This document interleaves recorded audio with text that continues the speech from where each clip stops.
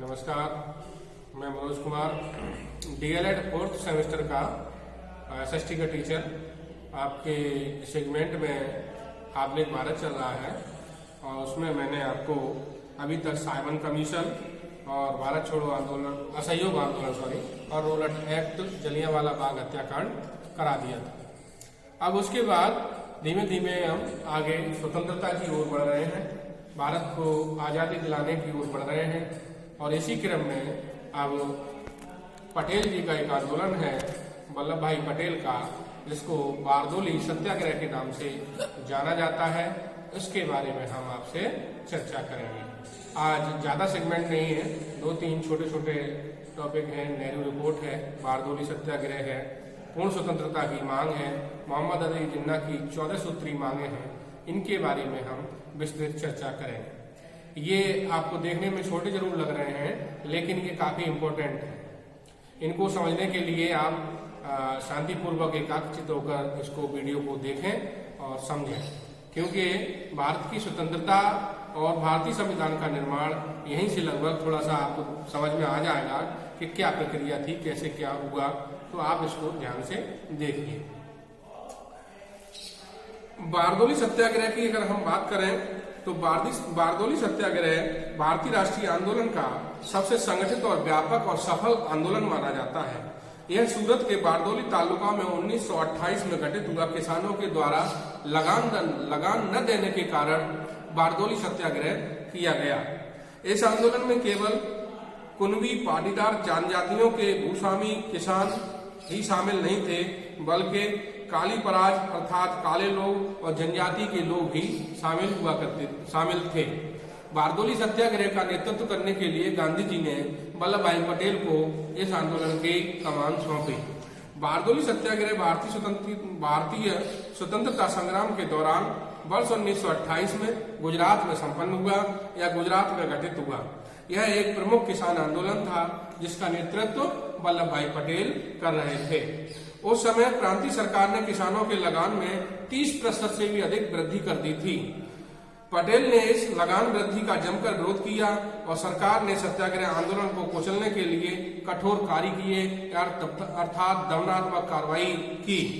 अंततः इसके लिए एक कमेटी गठित हुई और इस कमेटी में एक न्यायिक अधिकारी ब्रूमफील्ड और एक राजस्व से संबंधित अधिकारी मैक्सवेल शामिल था। इस कमेटी ने संपूर्ण जो आंदोलन था उसकी जांच की, लगान से संबंधित जो टैक्स वृद्धि हुई थी उसकी जांच की और अंततः इस कमेटी ने यह निर्णय दिया कि जो 22% लगान वृद्धि के लिए लगाया गया है वो गलत है, अर्थात इसने लगान को गलत ठहराया और इसे घटाकर 6.03% कर दिया गया।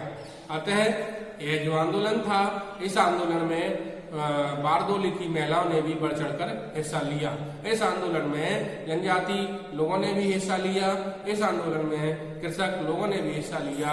यह आंदोलन 30% लगान बढ़ाए जाने के विरुद्ध हुआ था, जिसका नेतृत्व वल्लभ भाई पटेल ने किया और इसका विरोध किया। विरोध करने के पश्चात अंग्रेजी सरकार ने दमनात्मक कार्रवाई की, लोगों को मारा पीटा। उसके बाद ब्रूमफील्ड और मैक्सवेल की अध्यक्षता में एक कमेटी गठित हुई।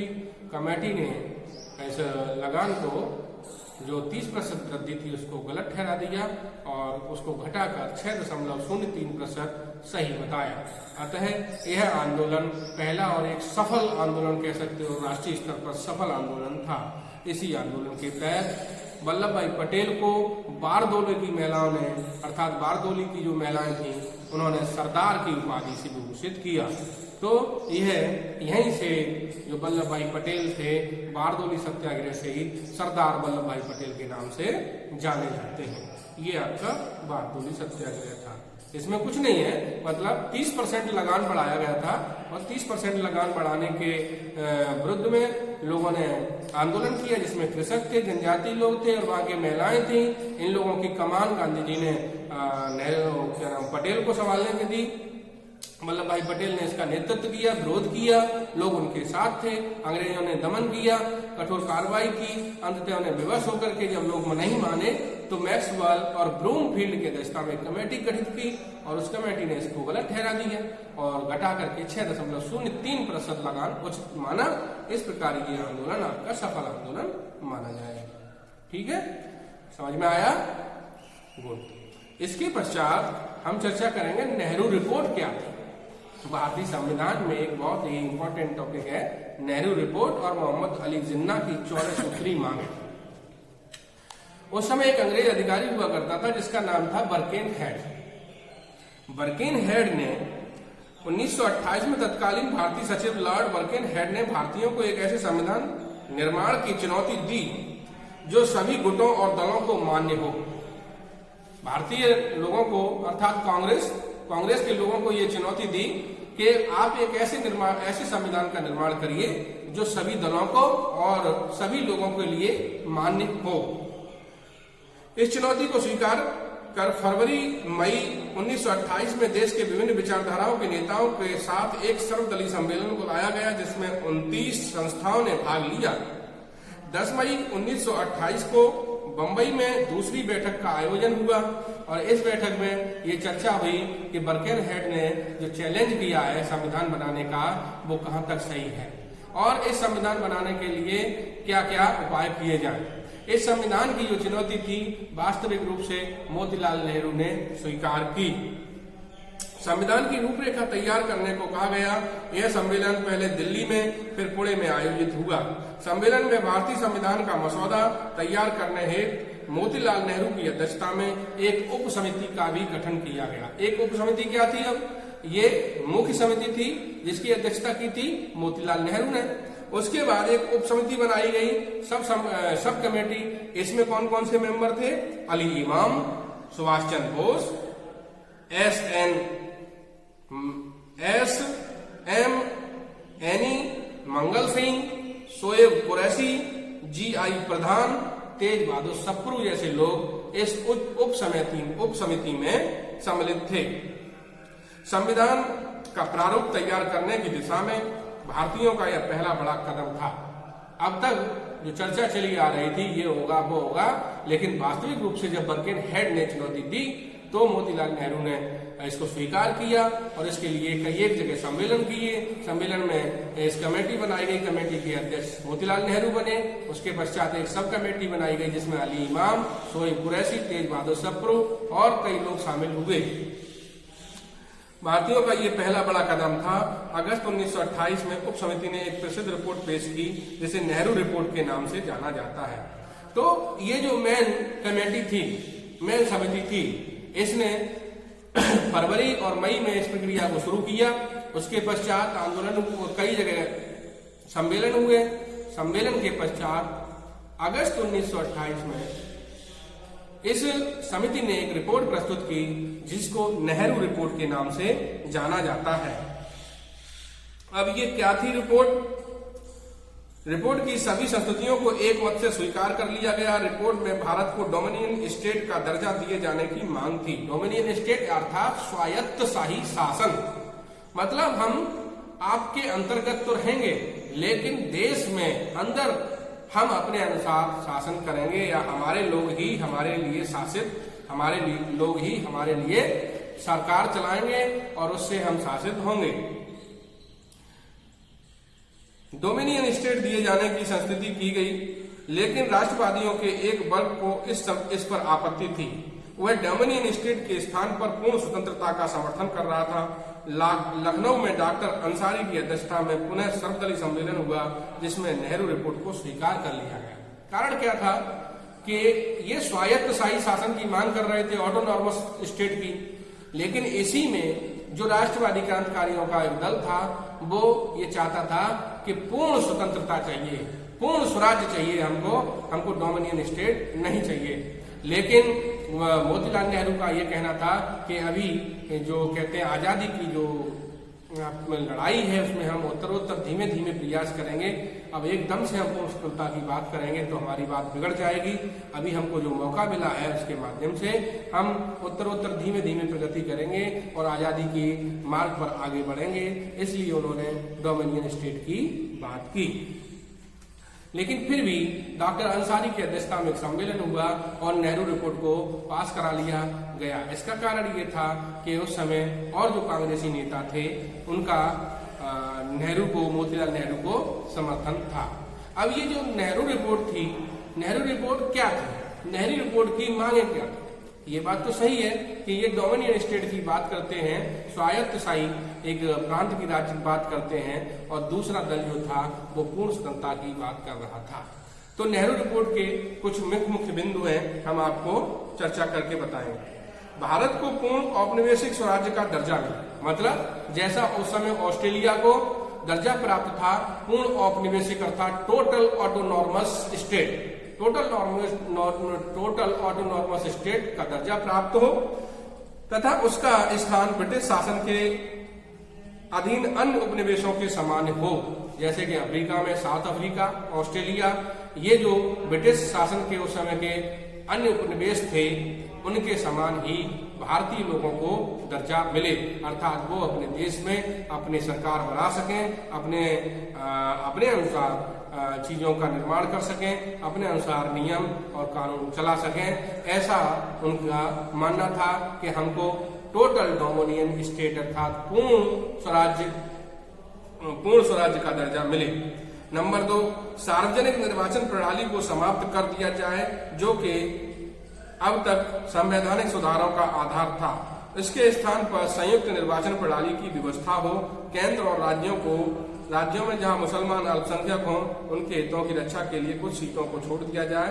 मतलब ये है, अब ये जो अभी तक जो सुधार के आधार पर चुनाव प्रणाली हो रही थी, इसके लिए एक व्यापक संविधान बनाया जाए और संयुक्त निर्वाचन हो। और संयुक्त निर्वाचन में जहां मुस्लिमों की संख्या कम है, वहां अल्पसंख्यक है, वहां पर एक आध जो सीट है उसको छोड़ दिया जाए, रिजर्व कर दिया जाए, और इसके अलावा जितने भी प्रांत हैं वहां सर्वसम्मति से चुनाव कराया जाए। भाषाई आधार पर प्रांतों का गठन किया जाए। ये नेहरू रिपोर्ट में पहली बार ये जो बात देखने को मिलती है, जो आगे चलकर कई राज्य भाषा के आधार पर, और इस समय वर्तमान में आपका तेलंगाना भी भाषा के आधार पर जो अलग हुआ है आंध्र प्रदेश से, तो आंध्र प्रदेश भी पहला राज्य था जो भाषा के आधार पर ही अलग हुआ था। तो ये जो भाषा वाली बात है वो यही पहली बार नेहरू रिपोर्ट में देखने को मिलती है, और इन्होंने अपनी जो मांगे रखी उन मांगों में भाषाई आधार पर राज्यों का गठन करने की बात कही। संघ बनाने की स्वतंत्रता तथा वयस्क मताधिकार जैसी मांगे भी सम्मिलित थीं। उन्होंने कहा कि जो आप हमें डोमिनियन स्टेट दे रहे हैं, हम उसमें राज्यों का संघ बनाएं, ऐसी हमको स्वतंत्रता दी जाए, और जो मत देने का अधिकार है वो एक वयस्क मताधिकार हो, अर्थात एक निश्चित उम्र हो वयस्क होने की, और उसके पश्चात वयस्क मताधिकार की प्रणाली को शुरू किया जाए।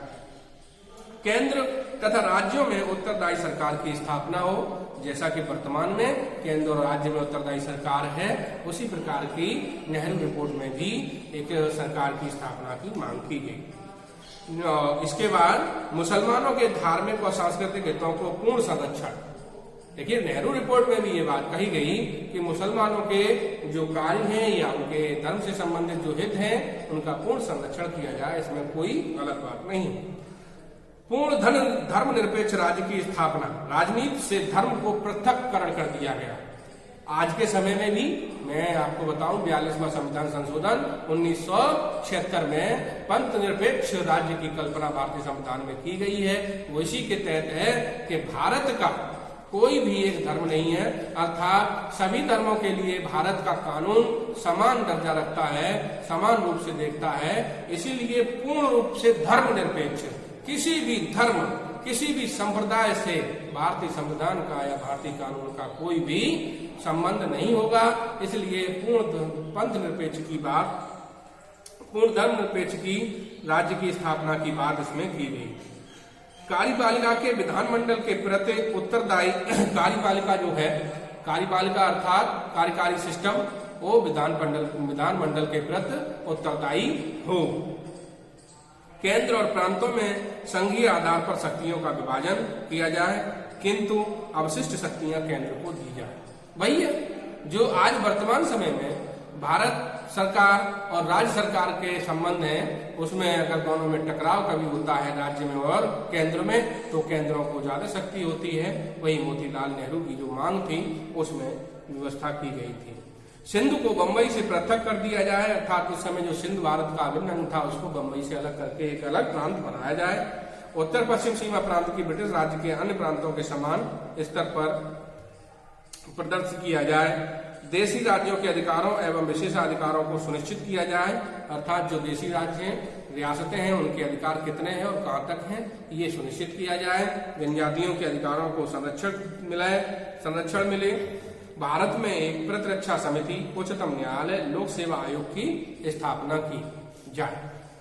ये लगभग नेहरू रिपोर्ट में जो चर्चा है, नेहरू रिपोर्ट में भारतीय संविधान बनाने के लिए पहली बार ये मांगे थी कि हमें पूर्ण स्वतंत्र राज्य की स्थापना, डोमिनियन स्टेट मिले और केंद्र और राज्यों की सरकार की स्थापना हो, उसमें केंद्रों को विशेषाधिकार हो, पूर्ण पंथ निरपेक्ष राज्य की स्थापना हो, धर्म को पृथक्करण कर दिया गया और लोक सेवा, उच्चतम न्यायालय जैसे संस्थाओं की स्थापना की बात पहली बार देखने को मिलती है।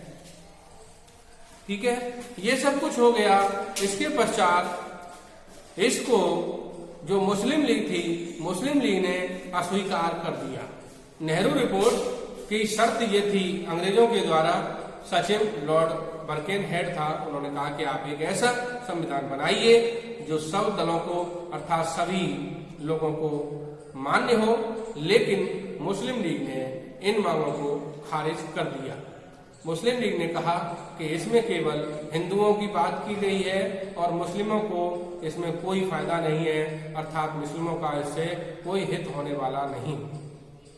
तो जब मुस्लिम लीग इससे सहमत नहीं हुई तो अंग्रेज सरकार ने, बर्किनहेड सचिव ने मोतीलाल नेहरू की मांगों को खारिज कर दिया और ये कहा कि अब मुस्लिम लीग में जो उनके नेता थे मोहम्मद अली जिन्ना, अब उनसे कहा कि आप अपनी मांगों को रखिए, अर्थात इन्होंने जो संविधान नहीं बना पाया तो आप बनाइए।